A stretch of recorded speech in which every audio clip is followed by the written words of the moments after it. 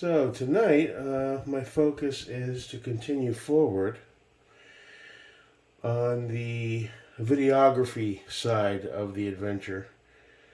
We've got the Aurora camera to start grabbing some video of the NV shooting, which I think is going to be really cool. The whole point of approaching it like this is it's twofold, really. One, I like the video as much as I can to identify all the mistakes I'm making and areas I need to focus on. The other is, it's, from an entertainment standpoint, I want to start really working on doing better video editing and combining all things. I'm still researching PC-based video editors. I don't want to sink some cash into one until I vet a few. I just started, checking them out. I downloaded a couple. That Wondershare looks interesting. The one I have on this computer, Movavi, I don't think I can't translate that over to the other PC. It's a single license and it's already installed on this, so I'm gonna have to start from scratch. And the Movavi wasn't great anyway. It was okay. I used it to make variety of videos for clients at software companies for manuals and how-tos and stuff like that. So I'll figure that out. But I figured it was time that we check out the Team Wendy GoPro adapter. I did a few days ago receive the extra batteries and the charger and the 512 gigabyte card, because the only thing in there now was an old 32 gig, but it's really slow. So I didn't see the point in trying to take it out because you can't record much with a 32 gig. So first and foremost, let's see if I barely touched this thing since I got it. Where does the card go again? This pulls up. Yeah. Battery comes out.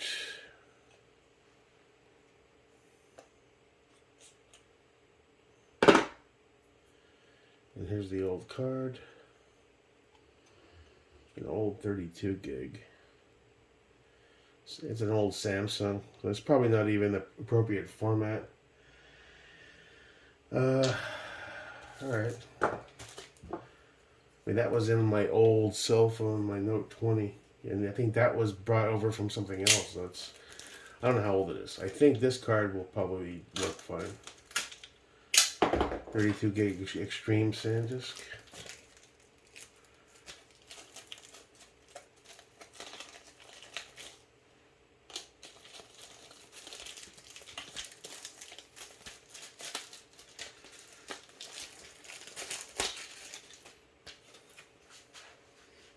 Here we have it.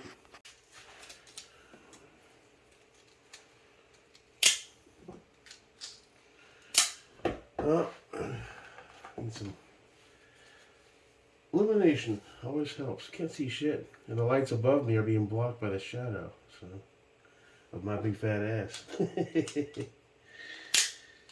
Alright.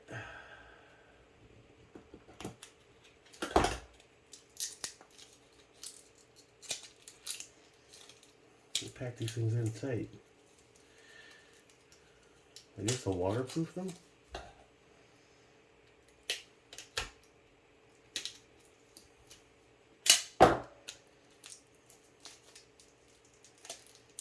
Come on, little buddy. Wow.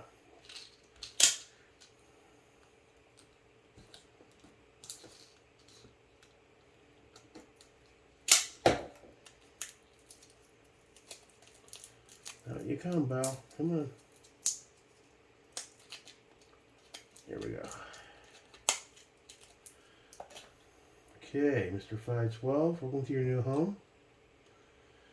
Ooh, which orientation is it? Is it that way?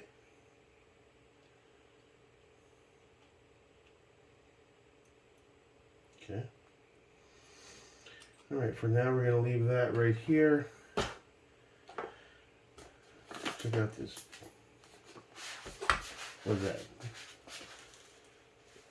That's the Samsung card. It's probably still viable. They're tiny little guys. Let's see, what are you? Okay. This isn't the branded. I think it's just a generic. It had decent reviews. I figured it's worth a shot. It didn't cost a lot.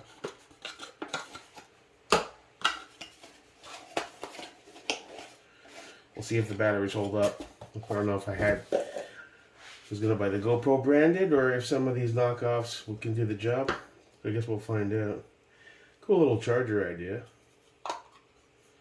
Supports all three, so.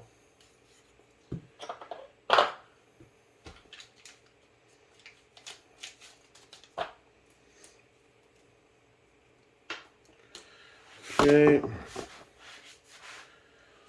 So let's go ahead and plug you in here. Now, I believe there's no book or anything, right? Well, it's not rocket science. You line up the contacts. Is that it?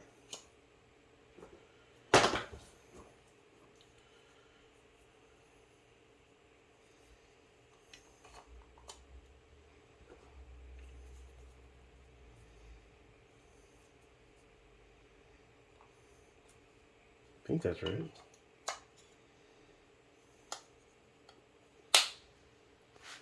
Let me plug this in to USB-C. Are we charging? It's just red. I assume they're in the right way. So we'll let those charge. Now, how do we get you out of here again? I forget. It's been a while. There we go.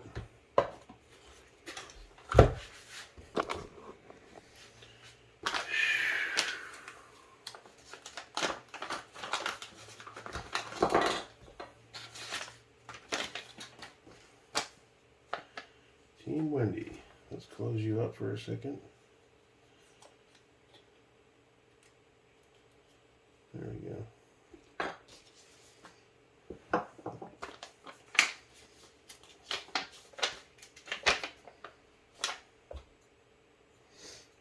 Get the right angle.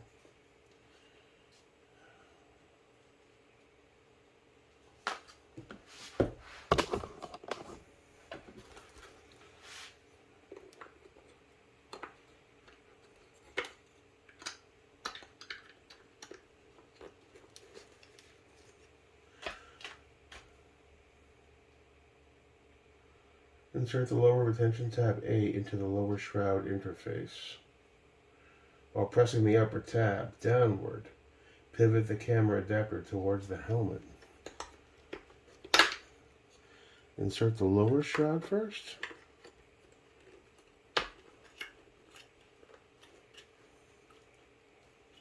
Doesn't feel right though. Looks like it's. See how it's slanted down there? It's kind of. Is that right? It doesn't feel right. No, it should be popped in more.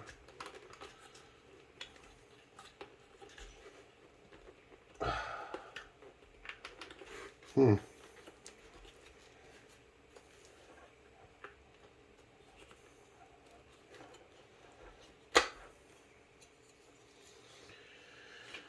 in the picture, they're going at it down first.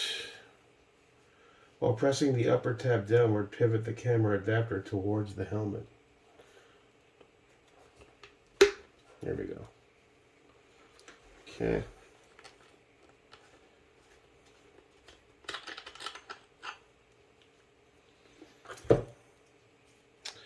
So let's just pull these little guys out.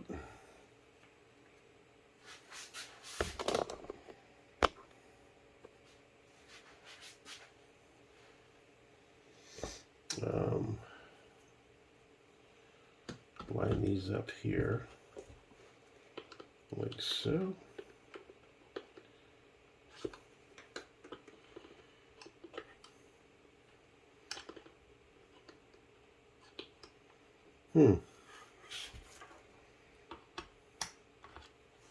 They don't want to cooperate for some reason. Shouldn't you just slide right in there, nice and easy, buddy?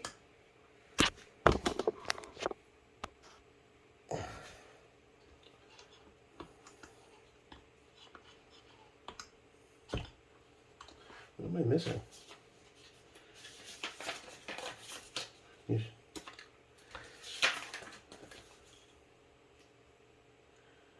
Yeah, I mean, once Fellaini get his shell wrapped, rotate the swivel lock, got it. Slide the mounting tabs on the camera's housing into the slots. Yeah, I know, it should just slide right in, right? But it's like, it doesn't want to fit. It's so weird, man. What's going on there? Did they mess up on the form on the polymer, that it's not quite the right tolerances and it won't allow it through? Look at that. My other one just slide right in. That's what she said. Weird, dude. Alright. Am I coming at it at the wrong angle? I don't think so. Should just pop right in. Oh, okay. It's tight tolerances. Okay. Which is good. You don't want it loose.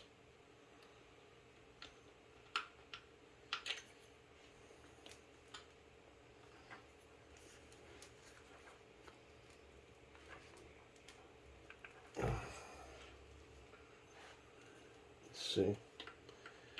Can we get it lined up? There we go.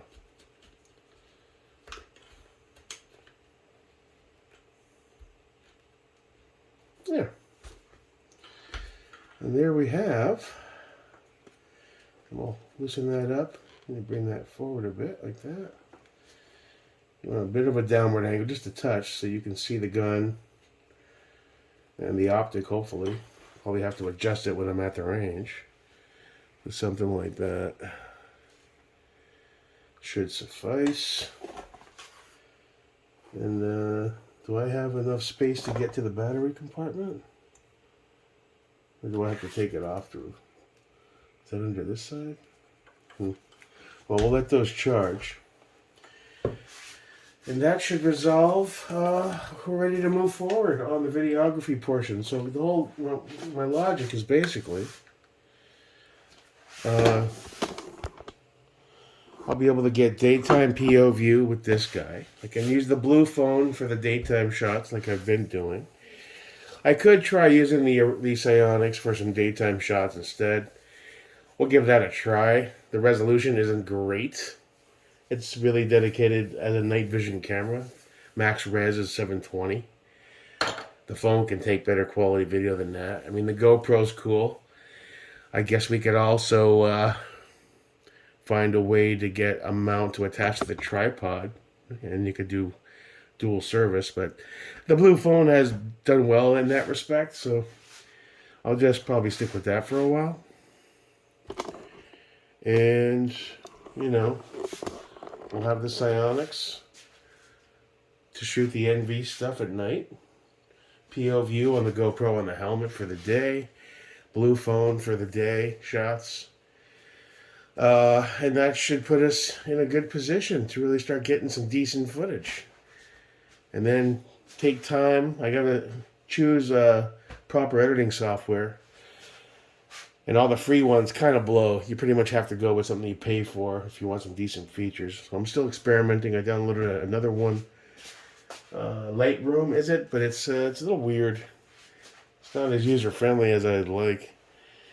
But we'll give that a shot. And then once I choose one, I'll just pony up for like a 1-year subscription thing. So I don't have to deal. Like that Wondershare that I downloaded had that overlay. That's annoying. So you have to... They hold you hostage. If you want the real features and you don't want our logo all over your shit, give us $150, basically. Is the extortion that they get, that they do. All right, so that should work. Now, how hard is it to remove this? Do I have to remove the camera? No. So now it's kind of broken in a bit, stretched a bit. So then when I'm ready to go night mode,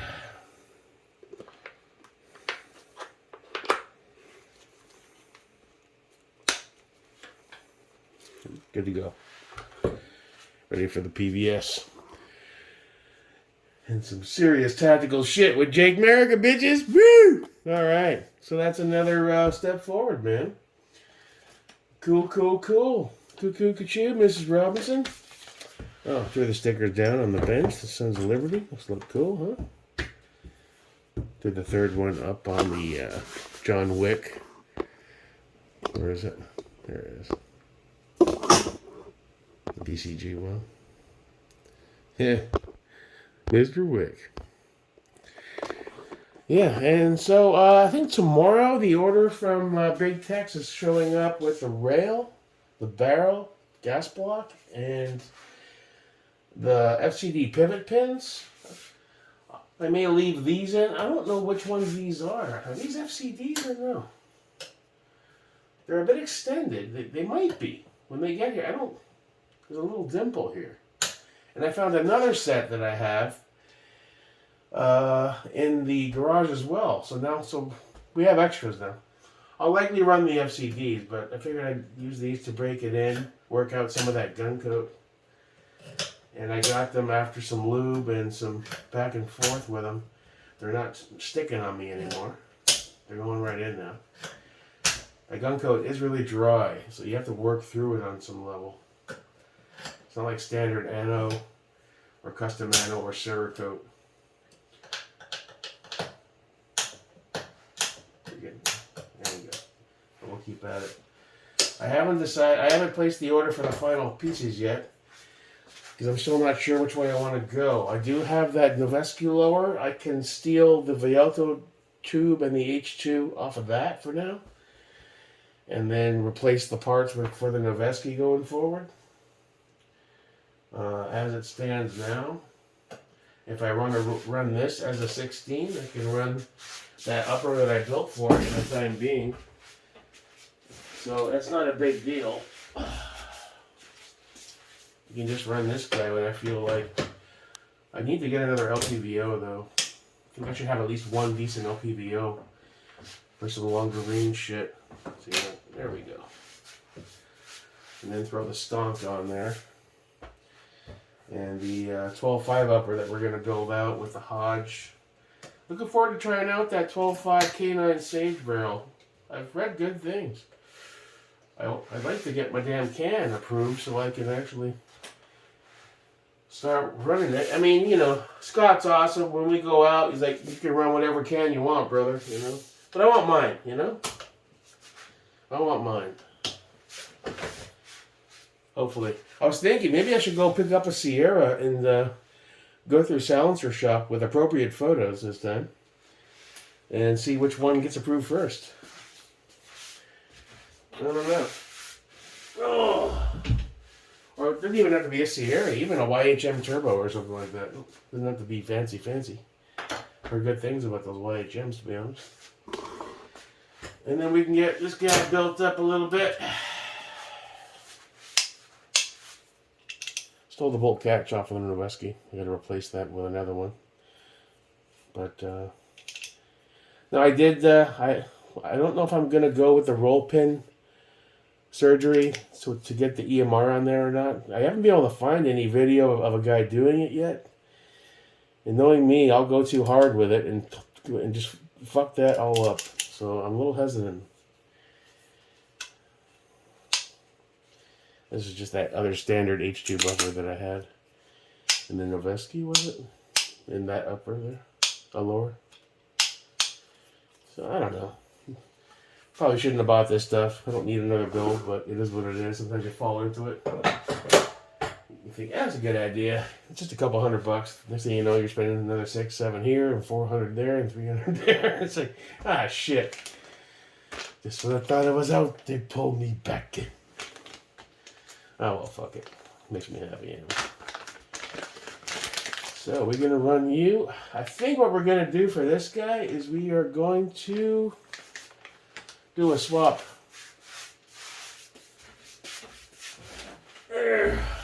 What we're going to do is steal the ODG Radian out of the Altor 16 with the I don't know what to even call this. It's got a VL Tormer upper. It's got an FCD rail. It's got cloud defensive light.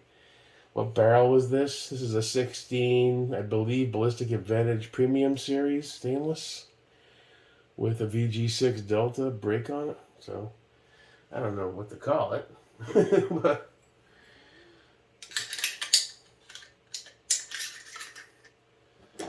so I guess we'll steal the ODG and pop the FCD in this guy for now.